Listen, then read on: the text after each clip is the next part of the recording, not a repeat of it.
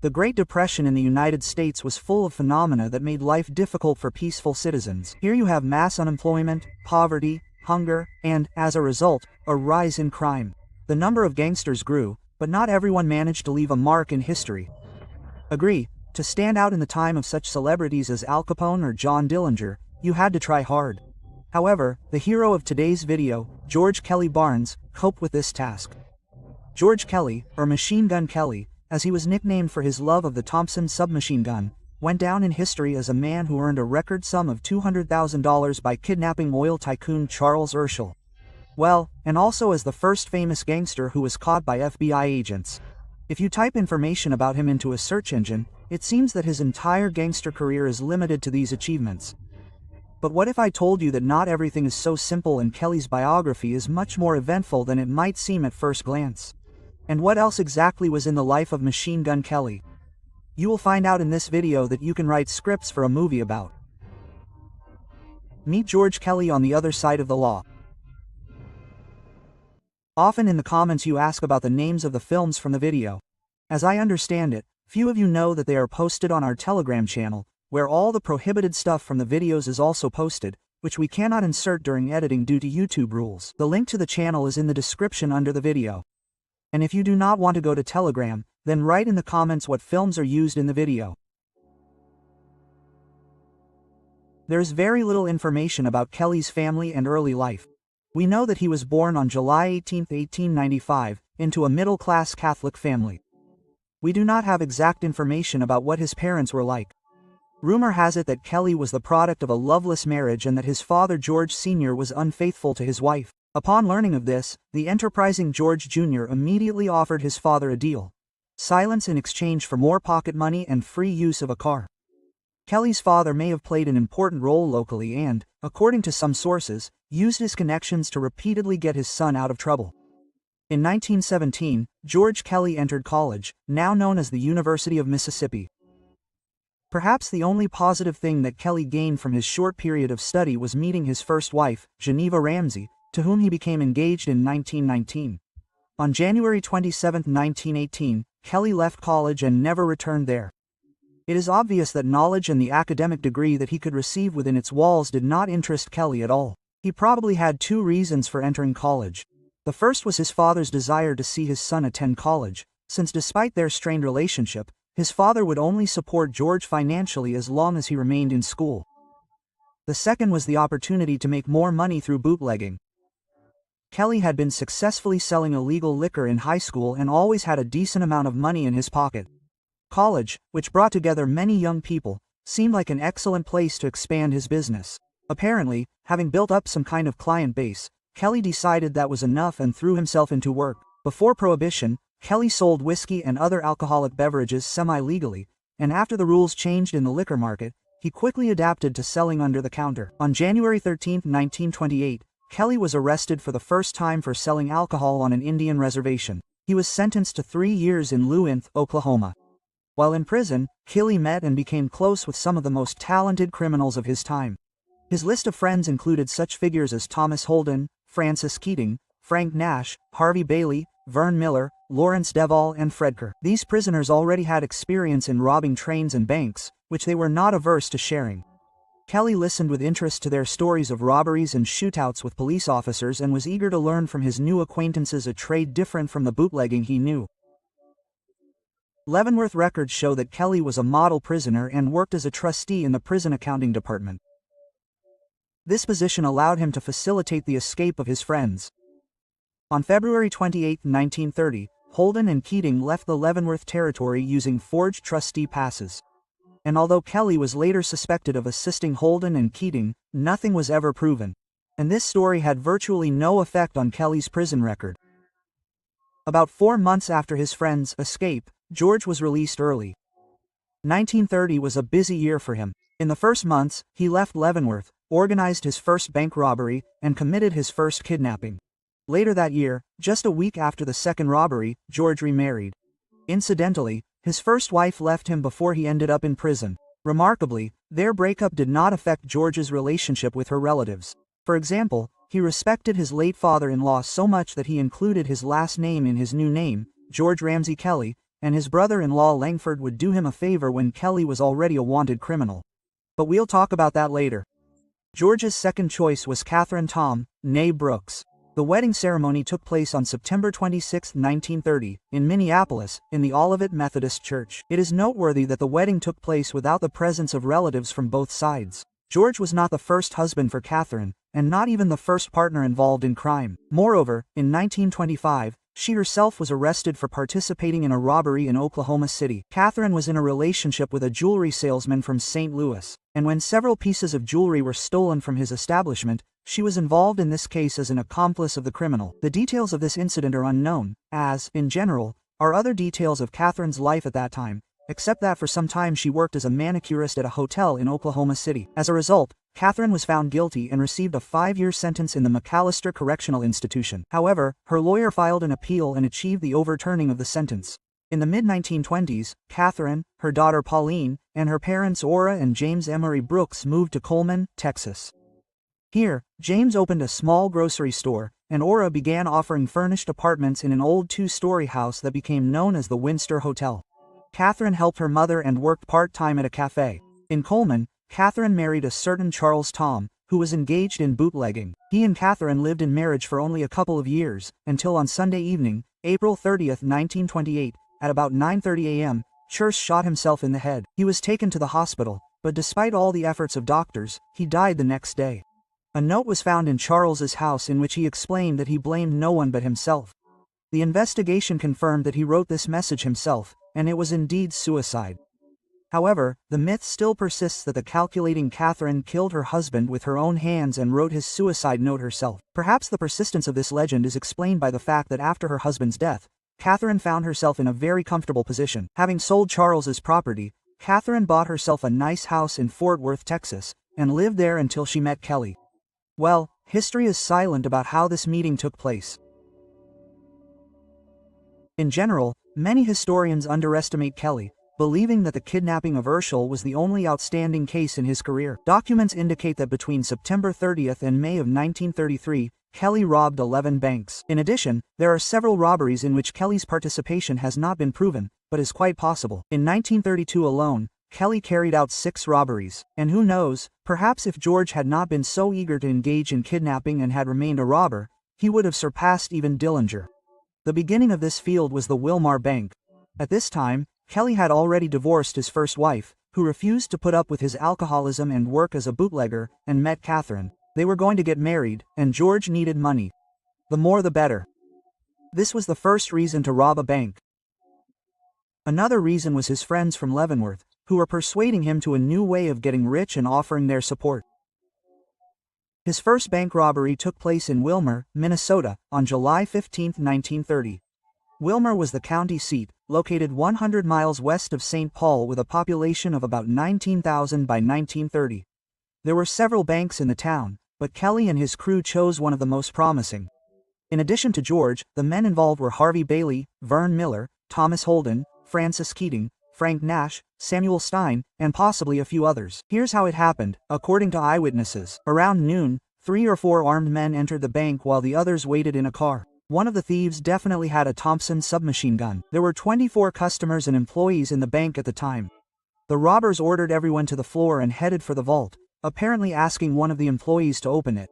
In a matter of seconds, they emptied the boxes and made off with $70,000 in cash and $70,000 in securities. As the bandits walked out the front door, they were met with gunfire from police officers and several townspeople. The robbers returned fire, hitting 2 women who happened to be watching. After reaching the bullet-riddled car, the criminals drove away. 2 of them were wounded by police bullets, and later they were found dead near the road near the town of Waitburn Lake. And although George Kelly had never been so close to death before, this event clearly could not help but shake his nerves. The desire to continue his career as a robber did not disappear, so in less than 4 months he will rob another bank. Kelly's second target was the Adamus Savings Bank in Iowa. Kelly, Holden, Keating, Bailey, Miller, Fredker and Larry DeVolume arrived here on September 9, 1930. The robbery was carried out according to the same scheme as the last time, but this time they managed to cope without a shootout. Kelly and his friends took away $40,000 in cash, and with his share and the share from the last case, George, as he wanted, played a luxurious wedding with Catherine. But this was only the beginning. On April 7, 1931, Kelly took part in the robbery of the Central State Bank in Texas, from where his team took away $20,000 in cash, $2,000 in gold and $10 in securities. On October 6, 1931, in Hannibal, Missouri, George was among 6 men who robbed the Farmers Commerce Bank of more than $42,000. And on June 17, 1932, Kelly and his buddies robbed the Ford Scotty Citizens National Bank in Kansas, getting about $47,000. The most curious thing about this robbery is that initially everyone thought that instead of Kelly, Charles Floyd, also known as Pretty Boy Floyd, was on duty at the entrance with a machine gun in his hands. The confusion occurred because Charles and George had similar appearances, preferred stylish clothes and used a Thompson submachine gun. But, as it turned out later, at that time, handsome Floyd was not even in Kansas. On June 30, 1932, bandits attacked the state bank in Ponder, Texas. But how much money this operation brought them is not exactly known. 3 years later, this bank will close, and in 1966, producer and actor Warren Beatty will choose it for filming the movie Bonnie and Clyde, which will be released in '67. The building was used for the scene of the robbery, which was not crowned with success. Clyde, who played Beatty, left the bank with nothing due to the dire situation in the conditions of the Great Depression. On July 22, George Kelly, Albert Bates or Dole looked into the State Farmers Merchant Bank in Palm, Texas, taking a total of about $5,000. Interestingly, Kelly was not the first famous robber to visit this unpopular town. Somewhere in 1915, Cole Younger from the J.C. James gang visited here. True, his goal was not to steal money, but to give a lecture, which is what life has taught me. After all, by that time he had already served time in prison and gone into religion. On August 31, Kelly participated in the robbery of the State Security Bank, located northeast of Dallas. And on September 21, the trio, consisting of George Kelly, Edward Bentz and Albert Bates, committed the first robbery in the history of the First Savings and Trust Bank in Colfax, Washington. The robbers got away with $10,600 in cash and $61,000 in securities. Kelly's accomplices almost went to prison after this, but there was no evidence against Bentz. Bates got off with bail of $15,000, despite the fact that there are many unfair stories about Kelly's wife, saying that she actively participated in George's operations. In fact, this is not true. The only possible case that she had a hand in was the robbery of the Citizens State Bank in Tupelo, Mississippi. According to locals, they saw Cantorin walking near the bank a couple of days before the incident, and, as it turned out later, she knew all the details of this operation. So it is possible that Catherine took part in the planning. The last bank robbery committed by George Machine Gun Kelly occurred on May 22, 1933. According to eyewitnesses, a large black Buick approached the building of the First National Bank in San Marcos, Texas. Around 2 o'clock in the afternoon on Monday, George Kelly, Albert Bates and Floyd Barker entered the bank. Inside the bank, Kelly took up position near the front door with a Thompson submachine gun in his hands. One of the criminals approached the bank president named Blair and demanded that the vault be opened. Blair explained that this was impossible and the vault would not open automatically until 4 o'clock in the afternoon. Then Bates and Barker collected all the bills and silver that were in the cashier's drawers and selected several hostages. The hostages were placed on the running boards of the Buick. As soon as the car started moving, one of the hostages lost her grip and fell. But the car continued moving in the direction of San Antonio. After driving only a few miles, the car stopped on a bridge over the Blanca River, where the criminals released the hostages. This robbery brought the gang about $2,000 in cash and silver. And if we sum it up, Kelly and his accomplices stole just under $500,000 in cash and securities in less than 3 years. Not bad, especially for the times of the Great Depression. But all this success will fade when, a couple of months after the robbery of the bank in San Marcos, Kelly commits the most famous crime of his life: the kidnapping of Charles Urschel. Let's start with the preface. In the 1930s, kidnapping people for the purpose of abduction was mainstream among criminals. Only in the period from 1930 to 1932, more than 2,000 people were kidnapped. In Illinois alone, 400 kidnappings occurred in a year. The reason for such excitement was the relative ease of kidnapping defenseless people and the opportunity to earn decent money. The main thing was to choose the right victim, whose relatives could pay a lot of money. For example, this is what Alvin Karpus and Fred Barker did, who earned $100,000 to kidnap William Ham, which we talked about in detail in the video about them. Kelly had examples of successful kidnappers before his eyes. Many of his friends from Leavenworth were engaged in this business and willingly shared their experience with him. And according to some information, his wife Catherine pushed him to such adventures. In general, the stars aligned, and Kelly decided to try his hand at kidnapping. However, as they say, the first pancake is a flop. Before making history with the kidnapping of Mersheli, Kelly had made a number of unsuccessful attempts.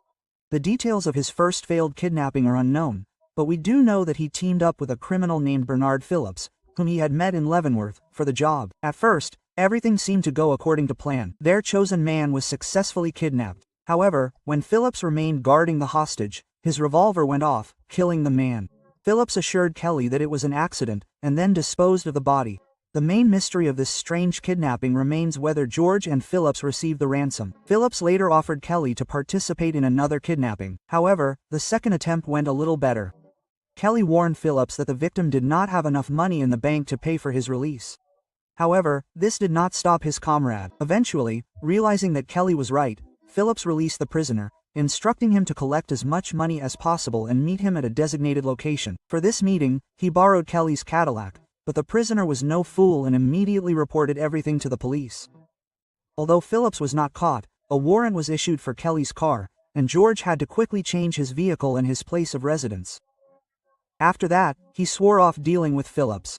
For the next kidnapping, Kelly found a more experienced partner, who turned out to be Edie Dole, who had participated in well-known crimes, including the kidnapping of Edward Bremer and a high-profile bank robbery in Lincoln, Nebraska. Their choice fell on Howard Wolverton, a member of one of the most influential families in South Bend, Indiana. On January 27, 1932, Howard Wolverton was returning home with his wife after a theater performance when their car was suddenly blocked by another car. The Culvertons were approached by an armed man who ordered them to follow his instructions. The man got into his car and told Howard to drive ahead until he told him where to stop. An accomplice followed in another car. The Wolvertons were told not to look at their captors and were told to watch the road. 2 miles out of town, Gorod was ordered to stop the car. His regular glasses were replaced with tinted ones so he could not see. Miss Wolverton was given a ransom note demanding $50,000 and the frightened woman was released. Kelly and Dole spent 2 days driving around Indiana with Howard in the back seat. Each time they contacted Miss Wolverton to inquire about the ransom, she said she did not have the money. Howard was finally released near Michigan City near South Bend, with his word that he would return home to collect the money. Although he agreed, the ransom was never paid, despite all the threats and letters. The fourth kidnapping attempt was to affect one of the wealthiest families in the Southwest. Their target was Guy Leslie Wagoner, who in the 30s had previously purchased in San Miguel, New Mexico, where he built a spacious farm. In February of 1932, George, Catherine and Bate drew up a plan for the kidnapping. Kelly and Bate diligently conducted reconnaissance, studying Guy Wagoner's routine. It seemed that this time everything should work out perfectly. However, during this period, Catherine organized another lavish party at her home in Fort Worth. And among the guests were detectives from the Weatherford Police Department and Swinney.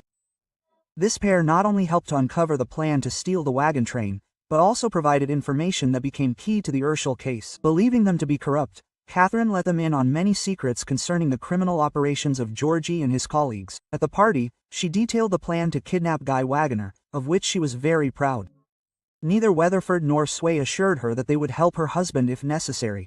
In fact, after leaving the party, the detectives immediately reported what they had heard to the Dallas Bureau of Investigation. The next day, a meeting was held between the Fort Worth Detective Bureau, the Dallas branch of the Bureau, and the Wagoner family. As a result, it was decided to provide Guy with round-the-clock protection under the direction of U.S. Marshal James Red Wright. While conducting surveillance, Kelly and Bates noticed unusual activity near Wagoner's home and offices and decided to wait it out. Apparently, neither Kelly nor Kelly ever realized that their friends on the police force were not really their friends, but the fact that there was a traitor in the entourage must have been suspected, and so the kidnapping was abandoned. A few weeks later, law enforcement concluded that the GNR was safe again, and Guy was able to return to his business. By 1933, Kelly already knew something about kidnapping, although it is not known for sure whether he managed to carry out even one successful operation. Nevertheless, he decided that he was ready to catch a big fish, which was Charles Urschel of Oklahoma City. Urschel's kidnapping became one of the most resonant crimes of the 20th century. There were several factors why this incident gained such popularity. For starters, it was the first case to use the Baby-Lindbergh Act, which was created after the kidnapping and murder of the son of famous aviator Charles Lindbergh. We will discuss this law in more detail a little later. In addition, this kidnapping and subsequent trials were actively covered in the American foreign press. It was the first federal trial that was allowed to be filmed. And finally, the ransom paid for Charles Urschel was the largest in U.S. history and amounted to $200,000. Particular attention should be paid to how Urschel ended up in George Kelly's sights. Being a successful and wealthy businessman in the oil industry, Urschel seemed like a very promising victim. Many researchers believe that it was Catherine who initiated the kidnapping, noting the frequent mentions of Urschel's name in the press. At the planning stage, George, Catherine and Albert Bates considered the possibility of kidnapping his wife or one of his 4 children. However, they did not like this idea. Try settled on Charles, believing that it would be easier to negotiate with his wife. On Saturday, July 22, 1933, at 11:15 p.m., Charles Urschel and his wife were spending time with their neighbors, Mr. and Mrs. Jarrett, sitting on the glassed-in porch of their house. Suddenly, 2 armed men entered the unlocked door. They asked who Urschel was, but when there was no answer, they took both Urschel and Jarrett. They put them in a Chevy parked nearby and drove away, threatening the women that if they called the police, their husbands would never come home again. The kidnappers first drove in the opposite direction from their planned route to confuse Jareth and throw the police off guard, which they did. Returning to Urschel, Jareth identified Robert Bob Brady, a known criminal and friend of Callie's, from photographs as one of the kidnappers. After dropping Jareth off on the outskirts of town, the kidnappers drove to the farm of Catherine's grandfather, Coleman, located about 5 miles northeast of Stratford, Oklahoma. At the farm, they would change cars for a larger BioWiki to continue the long journey. Kelly and his accomplice then traveled to Paradise, Texas, and reached the Shannon farm, owned by Catherine's mother's husband, Robert Shannon. The Shannon farm was located about 45 miles northwest of Fort Worth. The nearest town with any law enforcement, Decatur, was 15 miles northeast of the farm, so the Shannon farm, in Kelly's opinion, was an ideal hideout from their pursuers. At the farm, in one of the cabins, the kidnappers forced Urschel to write a message to his loved ones. He was forced to write 3 notes for his wife Berenice and for his friends Kirkpatrick and John Catlett.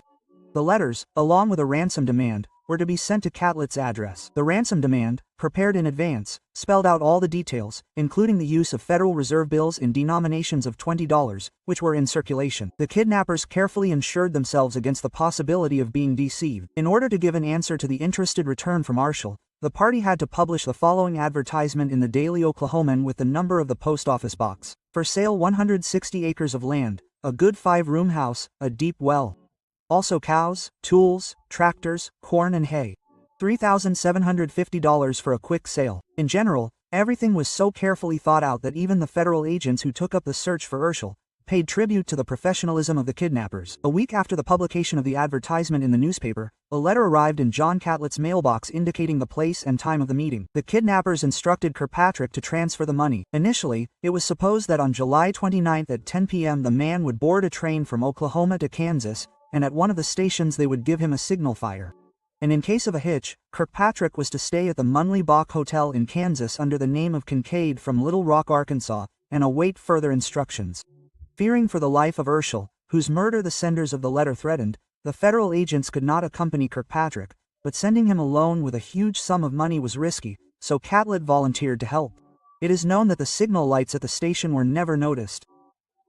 Perhaps the whole story with them was conceived only to confuse the federal agents if they planned some kind of trap for the kidnappers. Kelly understood perfectly well that the more complex and unpredictable the procedure for transferring the ransom was, the less chance his team had of being caught. This once again proves how thoroughly the kidnappers approached this operation. So, Catlett and Kirkpatrick did not receive a signal at the station and checked into the specified hotel, where the next morning a telegram arrived from Stalls in Oklahoma. The message read, "An unavoidable incident prevented me from meeting you last night. Will reach you about 6 o'clock. Quote, at 5:45 p.m., a call was received at the hotel room of Urschel's friends. When Kirkpatrick picked up the receiver, he heard a confident, cheerful voice that told him to take a yellow taxi to the Lasley Hotel, get out with a bag in his right hand, and head west. Kirkpatrick followed all the instructions, allowing only one liberty, putting an automatic Colt in his coat pocket. By 6:20 p.m. he reached the specified hotel. Driving west, he noticed 2 cars parked nearby, in which, according to him, there were up to 6 people. Soon he encountered a tall, elegantly dressed man. The stranger, who was George Kelly, demanded a ransom without any preamble. Kirkpatrick wanted a guarantee that Urschel was in their possession and would be safe after the money was paid, but he got nothing. Kelly pointed to 2 cars parked nearby and advised Kirkpatrick not to talk because the boys were waiting. When he was promised that Urschel would be home in 12 hours, Kirkpatrick handed over the bag containing the ransom. Kelly quickly jumped into one of the cars, and soon both cars were out of sight. The identity of the 6 individuals in the 2 cars remains a mystery. Perhaps Kelly enlisted his friends from Kansas to help him in case federal agents tried to set a trap. From available records, we know that Albert Bates was on the scene. However, the identities of the remaining 5 observers have never been established. It is highly unlikely that Catherine was in any of the cars, as she was busy juggling chores at the Shanann farm and her Fort Worth home, where she was temporarily staying with her 14-year-old daughter Pauline Fry, Robert Shannon's 12-year-old daughter Ruth Shannon, his son Armand Shannon's wife Mariolette Shannon, and their 3-month-old daughter. Catherine had moved all 4 into her home the night before the kidnapping to avoid them being caught up in the kidnapping. But back to Kirkpatrick. After handing over the bag of money, he returned to his room and telephoned Urschel's wife to tell her the news. Now it was up to the kidnappers to keep their end of the bargain, and they were right. On Monday, July 31, 1933, at about 9:20 p.m., Charles Urschel finally returned home. The kidnappers took him to the Clayson barbecue restaurant near Norman, Oklahoma, and gave him money for a taxi. After taking a break, Urschel told federal agents what had happened in the days following the kidnapping. As luck would have it, Urschel was an extremely observant, intelligent man with a rare ability to remember even the smallest details. So his story was long and detailed. According to Urschel, there may have been another house near the one where he was being held, where he thought the kidnappers went for a while. Urschel believed they were on a farm because of the sounds of animals and the large amount of fresh milk they gave him. He also thought there was a well near the house because he heard a rope being pulled up to draw water. When the blindfold on his eyes came loose, Urschel noticed one wall with torn wallpaper, a window, and a front door. As Urschel described the surroundings, investigators sketched the house and surrounding area. Although the idea of the house the federal agents were supposed to be looking for became increasingly clear, the question of how and where to look for it remained open. That is, until Urschel mentioned an airplane that had flown overhead twice in one day. It was Sunday, July 30th, during a heavy rainstorm. The investigator interviewing Charles guessed that the plane, probably blown off course by a thunderstorm, could be a major lead. On August 7th, agents went to the U.S. National Airlines in Fort Worth, Texas, to collect information on all planes that had changed their route on Sunday, July 30th, and their search was successful. Records and the pilot's testimony confirmed that a Hornet-powered Pilgrim had flown daily from Fort to Amarillo and back. But that very Sunday, the plane had to turn to the northernmost route to avoid a severe thunderstorm. The plane then flew over the Bridgeport-Deckey area at 9:45 a.m., and then again at 5:45 p.m. on the return flight. So, the FBI had a rough idea of which parts of Texas the house where Urschel was held could be located. This data was still insufficient, and then the already familiar to us police officers Weatherford and Sweeney, whom Catherine mistakenly took for her friends, came to the rescue. This time, Kelly's wife did not tell them about the abduction. However, her so-called friends began to suspect something. So Weatherford and Sweeney soon contacted the FBI and, among other things, reported that Catherine's stepfather's farm was located right on the route they were interested in. The puzzle came together, and the agents went to storm the Shen farm. However, their main targets were already far away by that time. After George and Catherine left Shannon's farm, they began to spend their newfound wealth in style. They first drove their '33 Cadillac to Omaha, Nebraska, and stayed at the Fontanelli Hotel. They spent the night of August 1 to 2 enjoying food, drink, and shopping. They then traveled to St. Paul, Minnesota, where they stayed at the St. Paul Hotel, considered one of the finest in the northern states. The couple probably spent a night or two there before moving on to Minneapolis. This time they stayed at the Lowry Hotel, but soon moved to the Radisson Hotel, where Albert Bates was waiting for them. In Minneapolis, George and Albert attempted to launder some of the ransom money. Bates soon continued on to Denver, where his new bride was waiting for him, taking with her more than $90,000 in ransom money. On August 7th, George and Catherine arrived in Cleveland, Iowa. From there, they traveled to Chicago on August 10th and then to Des Moines, Iowa. On August 11th, the couple checked into the Ford Hotel in Des Moines, enjoying the city's vibrant nightlife. On the morning of August 12th, George and Catherine apparently woke up late and were waiting for breakfast while listening to the radio. As they did, a news report came on about a raid on the Shannon farm in Texas, describing how a group of lawmen with machine guns had surrounded the farmhouse. The reports mentioned 6 arrests, including Catherine's mother Ora. The report also reported that notorious bank robber Harvey Bailey had been apprehended at the same farm. As the broadcast concluded, the hosts mentioned that federal agents were on the trail of George and Catherine Kelly. This was clearly not the news Catherine and George wanted to hear over a cup of coffee. But what happened on the Shannon farm at 3 a.m. on August 12th? In short, A group of police officers led by Gus Jones went to the Shen farm to arrest known criminals. Upon arrival, they split up. Some of the officers dealt with the Shen family, while Jones found Harvey Bailey, a notorious bank robber and friend of Kelly's, sleeping in one of the rooms. The FBI detained the owner of the farm, Robert Shen, his wife, that is, Catherine's mother, Ora Shen, 14-year-old Pauline, and 13-year-old Ruth, who was the daughter of Mott, Robert Shen's first wife. The police then went to the house of Armand Shen, Robert's son, where his young wife, Aletta, and little daughter were. After talking to Armand, Jones learned that Bailey was at the farm hoping to escape from a bank robbery in Kingfisher, Oklahoma, which sounded dubious due to the $700 he was found with, which was most likely part of Urschel's dig. The last person arrested on August 12 was Aletta Brown's father, who lived in a rented house on a farm adjacent to the Shanann farm. The alleged accomplices in the kidnapping were taken to the Dallas County Jail, where they began to be questioned. Looking ahead, we will say that most of those arrested were not so lucky. While Aletta Shannon and her father Brown were released after the initial investigation, Harvey Bailey, Robert Shannon, and Ora Shannon received life sentences, and Armand Shannon was sentenced to 10 years probation. Looking even further, both Shannon's spouses will eventually be released. Robert in 10 years, and Ora in 25. But back to Catherine and George, who had just heard about the raid on the Shannon farm. Catherine was horrified that the FBI had arrested her mother and was frantically trying to figure out what to do next.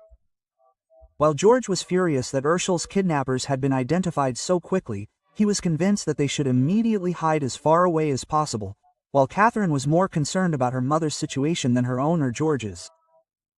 Kelly's wife made the decision to return to Fort Worth and hire a lawyer for her mother. She called her only friend, Louise Magnus, who was staying with her in Fort Worth, and sent her $150 so that Louise could get on the first plane out to support her.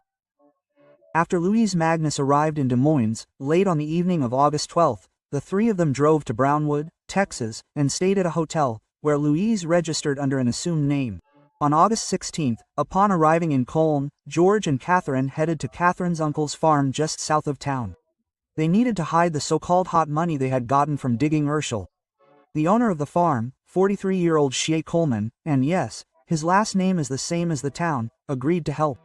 Shea led George to a cotton field near the farmhouse, where they hid the money in George's thermos and an empty can from the trash heap. They buried the thermos near Willow and the can under some rocks a few feet from the well. On August 17, Catherine returned to Brownwood to meet with Louise Magnus, who helped her purchase a green '28 Chevrolet sedan. The women returned to the Coleman farm that same day. Louise waited for Catherine outside, and Catherine, still thinking about her mother, said goodbye to George and headed to Fort Ware to see a lawyer. The lawyer, Sam Sayers, and Catherine Kelly had known each other for many years, and in the past, Catherine had often resorted to his help during police investigations that concerned her. Their friendship began back in 1929, when Sayers dropped charges of theft against Catherine.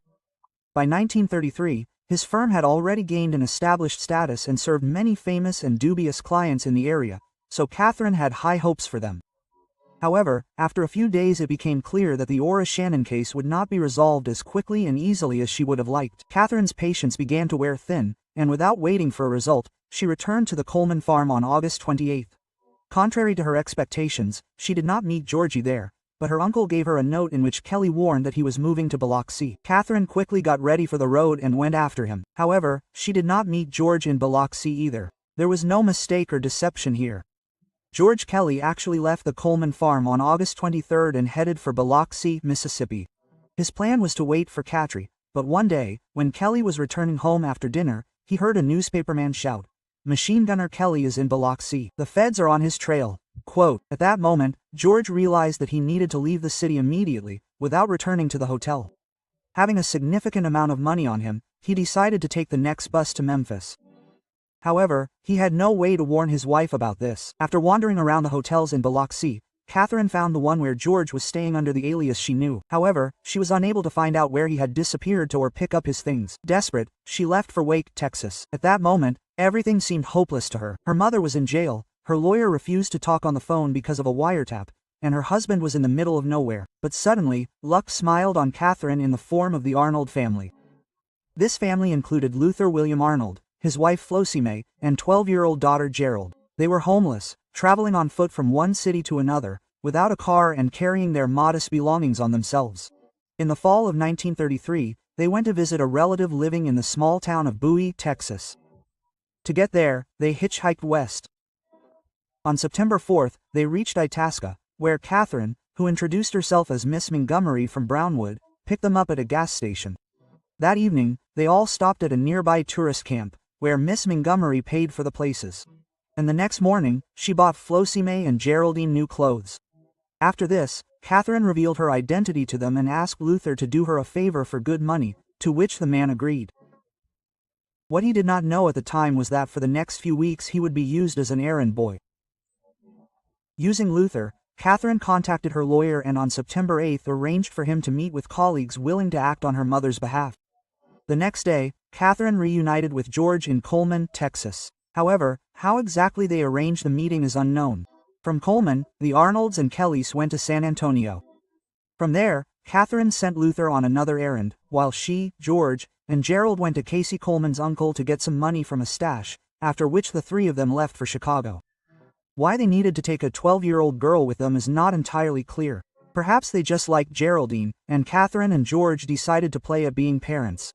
Or the girl was a guarantee that Luther and his wife would not turn them over to the law. In Chicago, George and his companions stayed at the Astro Apartments for several days. According to Kelly's later stories, he planned to meet with the famous criminal Vern Miller in this city, where they discussed methods for eliminating Charles Urschel. However, no specific decisions were made.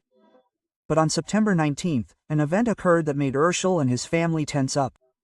He received a letter sent from Chicago, which stated the intention to destroy both his family and their mansion. The letter contained threats against Urschel and his relatives and emphasized the innocence of the Shannon family.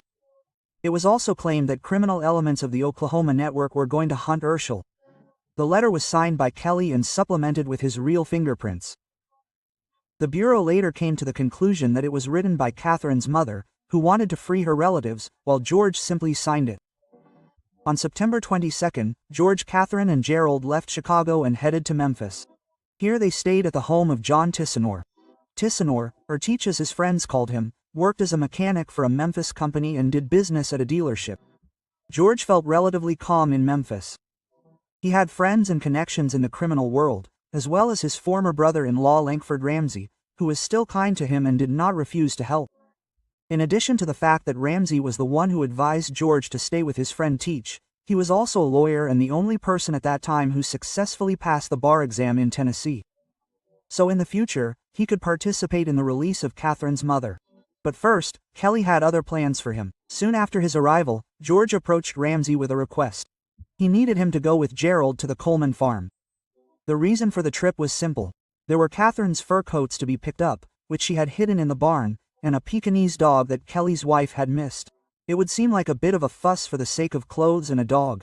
Most likely, the fact is that Catherine needed Micah to pay for the services of her numerous lawyers, whose prices were far from modest.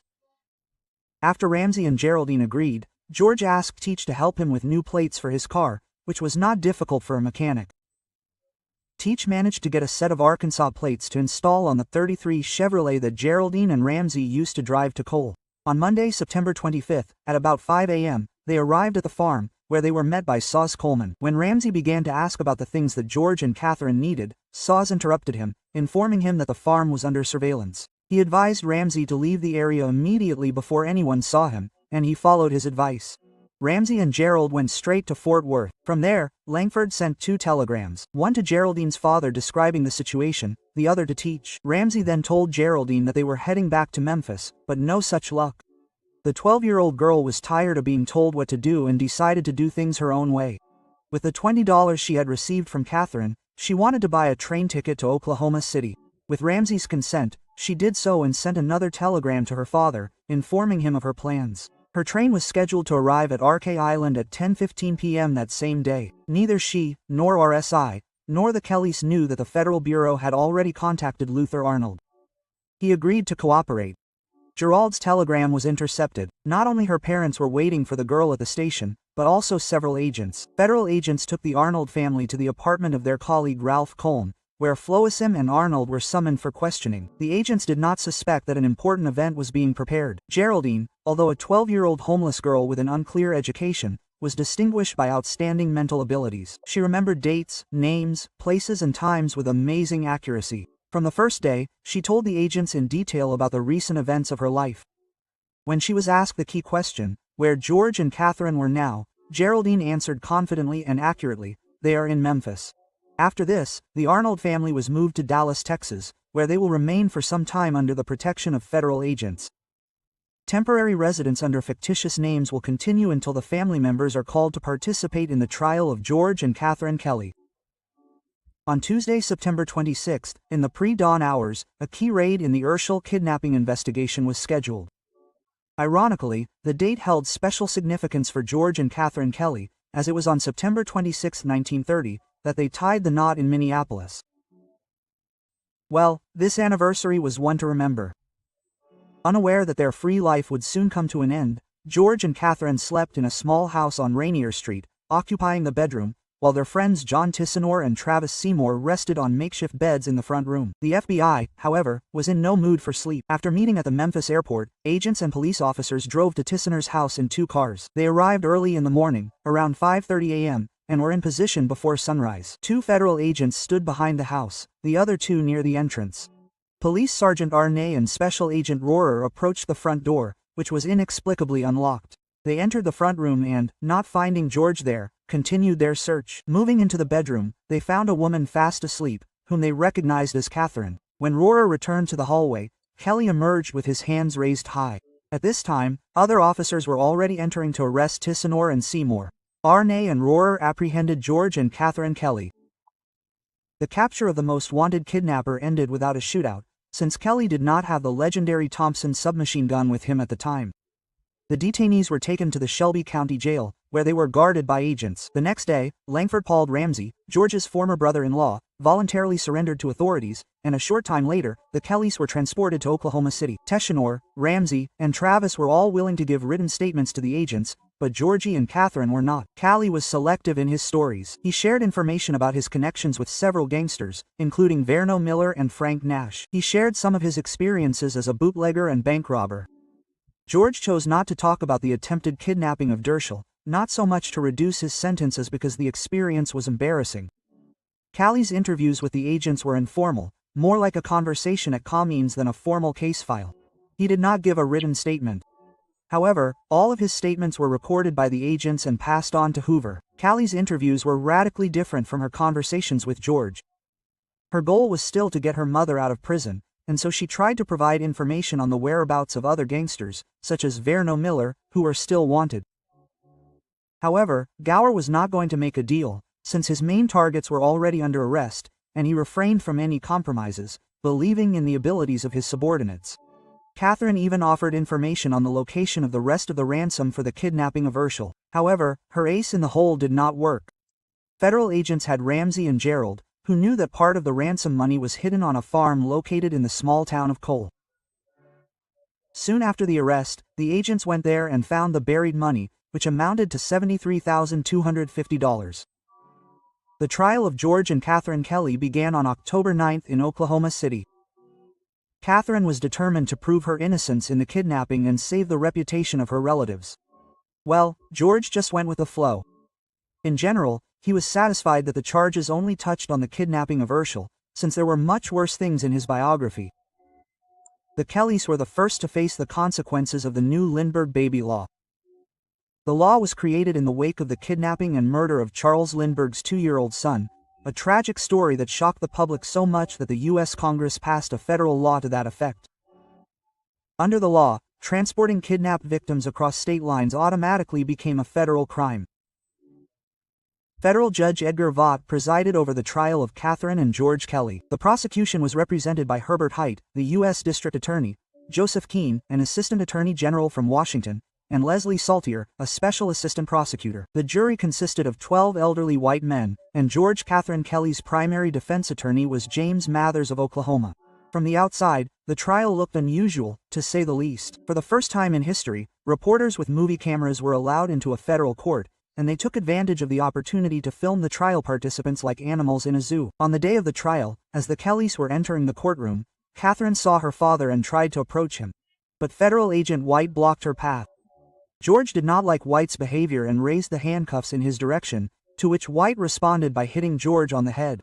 Again, a trivial incident, from which a whole story was inflated about how Catherine responded to the Fed with a slap and forced George to get involved in a fight. In general, during the trial, many myths associated with this couple emerged. First of all, the prosecution sought to prove that Catherine was the head of a criminal group, which, as we know, was far from the truth.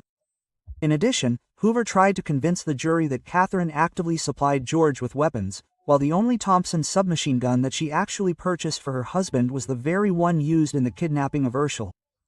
The explanation for all this slander is quite simple.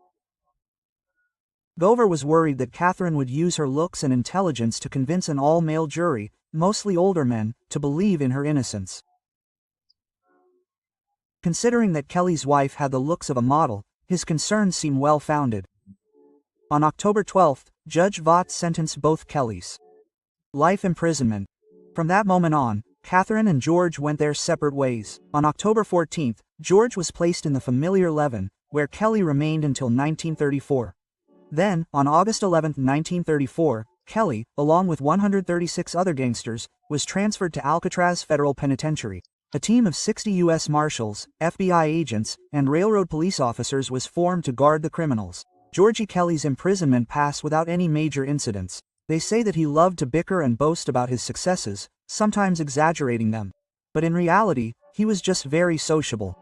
Whenever a federal agent wanted to talk to him, he readily agreed. Even Cyrus Patrick and Charles Urschel visited him, and Kelly corresponded with them whenever possible.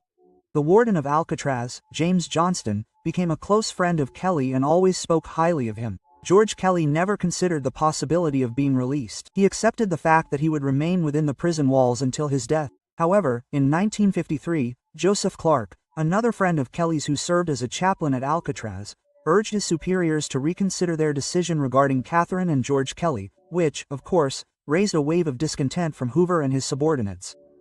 To prevent the release of the criminal, Hoover and his associates decided to bring criminal charges against Kelly for robbery. Now you might think of one of the 11 bank robberies mentioned earlier, but no, it is much more prosaic. On July 22, 1933, just after Kelly and Bate picked up Urschel and Jarrett, Kelly took $32 from Urschel. And it was this paltry sum that became the basis for the charges the authorities wanted to bring against him. However, Kelly had the support of influential people, including James Bennett, the director of the Bureau of Prisons, and federal judge Edgar Vaught. Both wrote letters to the parole board asking for such an opportunity for George Kelly. Oklahoma County quickly responded, and Kelly filed a petition for an attorney. The judge appointed Irv Ownby of Oklahoma City as his defense attorney. Ownby understood the complexity of the case ahead and immediately began visiting Kelly and other witnesses to develop his defense strategy. An interesting point he uncovered was that Kelly had indeed taken $32 from Urschel on the night of the kidnapping, but had subsequently paid him back almost $50 when Urschel was released. After Urschel paid for his taxi ride home, he had more than $30 left in his pocket. However, Ownby was unable to implement his defense strategy. On October 1, 1953, a telegram was received by the Bureau that the robbery case was being thrown out of court. Thus, by the end of 1953, the Oklahoma County Grand Jury did not even return the case for consideration, and the robbery charges were no longer filed. During this period, Kelly seemed to have very influential friends who supported him. Kelly, previously convinced that he would never leave prison, suddenly found himself on the verge of release. What was happening seemed incredible to him, as to the public. Early in 1954, George Kelly felt a hope that he had not felt since his conviction. He began to imagine what it would be like to be free again. He wondered what he would do next, whether he would find work and a place to live, and what would happen to Catherine. However, the joyful thoughts of freedom and reunion with Catherine occupied him only for a few months. On July 17, 1954, one day before his 54th birthday, Machine Gun George Kelly died of a heart attack at 12:40 at night. Robert Shannon became the only person who claimed George's body for burial. Kelly's body was buried in the cemetery in Cattondale, Texas. On this sad note, the biography of the criminal who committed the most notorious kidnapping of his time comes to an end. But our story would not be complete without saying a few words about the fate of his second wife. After being sentenced on October 17, Catherine was sent to the Cincenza workhouse. On November 15, she was transferred to a closed institution in Milan, Michigan, where she met her mother. For some time, Catherine was a poetess and an author of newsletters for prisoners. She attempted to write a narrative of her life, calling it the story of my checkered career. In it, Catherine wrote her life story, carefully avoiding specific names and dates, and touched on the relationships she said led her astray. Catherine Kelly and her mother, Ora Shannon, spent nearly 25 years in various federal institutions before they were finally paroled, after a fight. Both women found jobs at a nursing home, where Catherine, now calling herself Kay, did bookkeeping and Ora helped with a nurse's aide. They spent their final days in cities such as Oklahoma City and Tulsa. On May 21, 1980, Ora died at the age of 92. Catherine lived only 5 years longer, dying on May 28, 1985. She spent her final days at Oklahoma Osteopathic Hospital in Tulsa.